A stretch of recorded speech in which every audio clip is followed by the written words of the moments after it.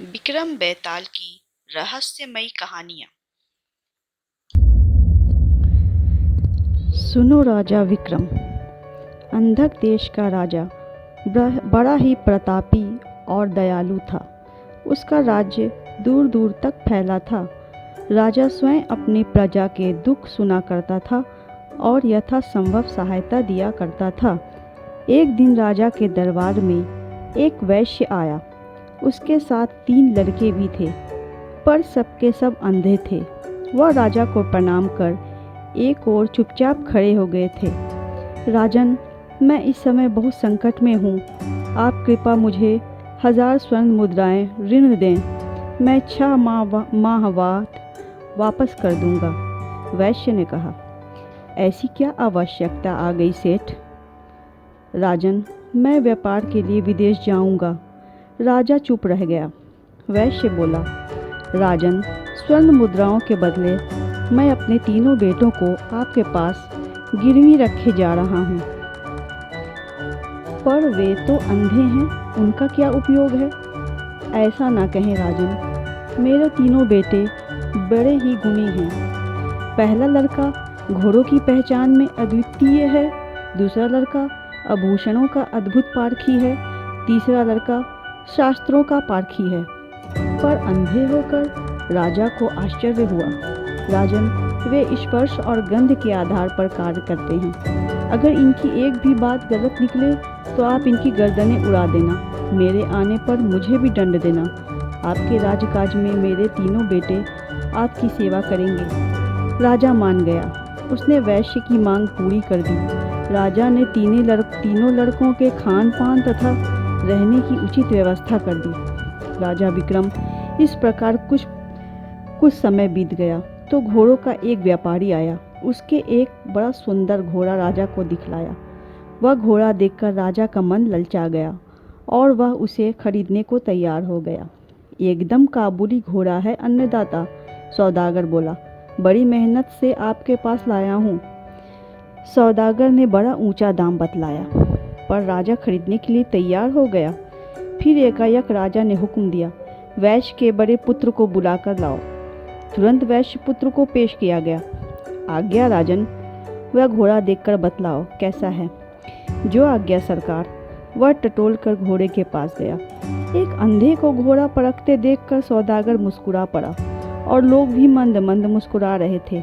भला अंधा घोड़े की क्या पहचान कर सकता है? वह लड़का घोड़े को सूंघने लगा तो सौदागर बोला, बस करो भाई, कहीं घोड़ा भी सूंघ कर परखा जाता है?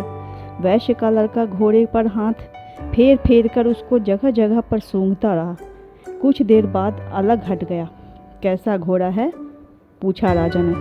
राजन, यह घोड़ा भूल कर भी ना खरीदे। क्या बात है? हाथ कंगन को आरती क्या, किसी को बैठा कर परख लें। राजा ने एक सैनिक को आदेश दिया। वह घोड़े पर बैठा। कुछ दूर जाकर घोड़े ने उसे पटक दिया। फिर बुरी तरह हिनहिनाने लगा। सौदागर आश्चर्यचकित रह गया। बोला, राजन, यह घोड़ा मेरे साथ ऐसा नहीं करता। तभी अंधा बोल उठा, तुम्हारे साथ क्या, हर ग्वाले के साथ ऐसा नहीं करेगा। तुम ग्वाले हो, गाय भैंस का रोजगार छोड़कर घोड़ों का व्यापार कर रहे हो। मैं ग्वाला हूँ, तुमको कैसे पता? यह घोड़ा तुम्हारे घर ही जन्मा है। इसके माँ बाप भी तुम्हारे पास थे। तुमने इस घोड़े को भैंस का दूध पिलाया है। इसकी महक से मैं समझ गया। सौदागर चकित रह गया। वैश्य का अंधा लड़का एकदम सच कह रहा था। तुमने कैसे जाना? सूंघ कर। सौदागर हाथ जोड़कर चला गया। राजा वैश्य के उस अंधे लड़के पर प्रसन्न हो गया। राजा ने आदेश दिया, इसकी खुराक दुगनी कर दी जाए। राजा ने वैश्य की बात सच पाई। इस प्रकार हे राजा विक्रम, वे तीनों लड़के आनंद पूर्वक राजा के घर रह रहे थे कि एक दिन एक जौहरी आया। उसने नाना प्रकार के हीरे जवाहरात राजा को दिखलाते हुए शुरू कर दिए। राजा ने कुछ जवाहरात पसंद किए। फिर हुक्म दिया, वैश्य के दूसरे लड़के को बुला कर लाओ। वैश्य का दूसरा अंधा लड़का आया। राजा ने उसे अपनी पसंद के जवाहरात परखने को कहा। वह लड़का टटोल कर परखने लगा। कुछ सुंदर जवाहरात उसने अलग कर दिए। फिर वह बोला, इनको आप ना लें। क्या बात है? अशुभ हैं ये सब।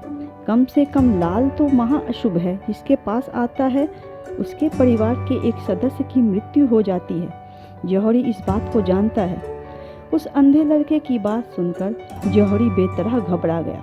राजा ने पूछा, सच बोलना जौहरी, क्या यह सच्ची बात है? जौहरी हाथ जोड़कर बोला, हाँ महाराज, मुझे क्षमा करें। राजा ने जौहरी को क्षमा कर दिया। वह चला गया। राजा वैश्य के इस दूसरे बेटे पर भी खुश हो गया। इसकी खुराक भी दुगनी कर दो राजा विक्रम। इस प्रकार एक शस्त्र विक्रेता आया और तब वैश्य का तीसरा लड़का भी परीक्षा में सफल हुआ। राजा ने खुश होकर हुक्म दिया, इसकी खुराक भी दुगनी कर दो। कुछ समय बाद वैश्य वापस आ गया। उसने राजा का ऋण वापस कर दिया। वह अपने लड़कों को वापस ले जाने लगा तो राजा बोला, तुम इन लड़कों के बाप हो, तुम्हारा क्या गुण है? मैं इस आदमी की पहचान कर सकता हूँ। हमारी पहचान क्या है, बोलो। आप नान बाई की औलाद हैं। वैश्य बोला, मेरे लड़कों को कोई पुरस्कार न देकर आपने हर बार उनकी खुराक ही बढ़ाई है। सुनते ही राजा आग बबूला हो गया। उसने वैश्य और उसके बेटों को मरवा डाला। अब बोलो राजा विक्रम, क्या राजा पाप का भागी बना या नहीं? विक्रम कुछ ना बोला। जवाब दो राजा विक्रमादित्य, यदि जानते हुए भी तुमने मेरे प्रश्न का उत्तर ना दिया तो तुम्हारा सिर टुकड़े टुकड़े हो जाएगा। बेताल बोला। इसमें राजा पाप का भागी नहीं बना, विक्रम बोला। खून का असर भला कभी जा सकता है? वैश्य को समझदारी से काम लेना चाहिए था। अपने कारण वह बेटों समेत मौत की गोद में समा गया। बेताल ठहाकर हंस पड़ा। वह बोला, तुम ठीक कहते हो राजा विक्रम, लेकिन चूंकि तुम बोल पड़े इसीलिए मैं जा रहा हूँ। मेरा पीछा करना बेकार है। वह कंधे पर से उछल भागा।